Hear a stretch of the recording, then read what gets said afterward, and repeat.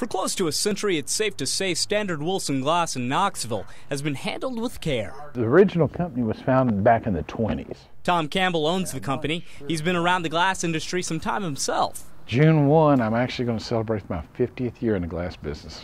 But through the years, he's had to defend his business from more than just a poor economy. No 2 days alike. He said he's also had to use this. Customized Glock 36 45 caliber pistol. To help him ward off criminals. 4 or 5 times, yes, sir.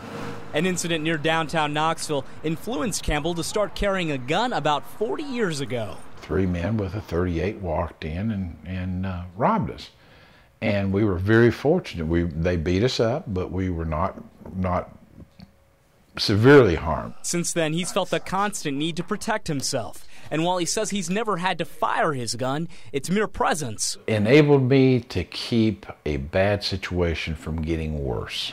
Including on December 10th, 1999. Apparently 4 men that had gotten into an argument out in Lonsdale and shot up a house. Those men fled the scene. The police chased them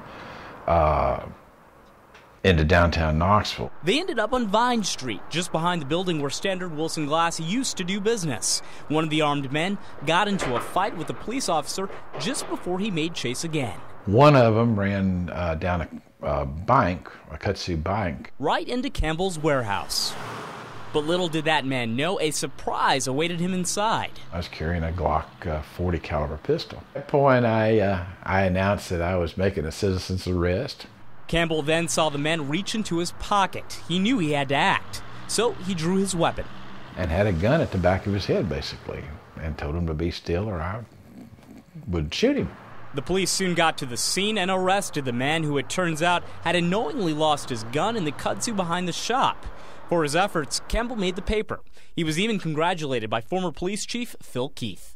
They were taking him pretty seriously.